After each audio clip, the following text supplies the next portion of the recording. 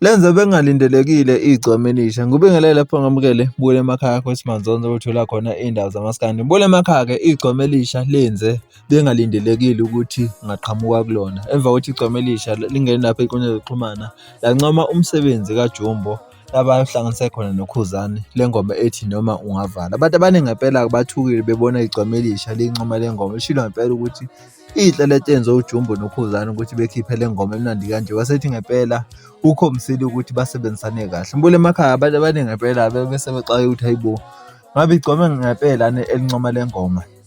Kodwa abanye-ke bajabulile ngempela bathi okushuthi thina abalandeli esibaqhathayo labantu kodwa abaxabene. Mbule emakhaya-ke akehlala lapho ku-comment section siza ukuthi wena lolu daba ulubuka kanjani, njengoba abanye belibuka ngokuthi kungenzeka ukuthi igcome elisha liyamaketha uKhuzani. Kodwa abanye-ke bathi okusalayo igcome elisha lincomile and futhi asigxekanga nakancane. Mbule emakhaya-ke akehlala ne-comment section size uvo lakho ngale ndaba. Mase thina-ke siyajabula ngempela uma sibona abaculi bamaskandi bebuyisana bencomana mabekhiphe iy'ngoma kanje. Mbuyelo emakhaya-ke akehlangane ne-comment section sibhunge lolu daba. Till next time, siyabonga.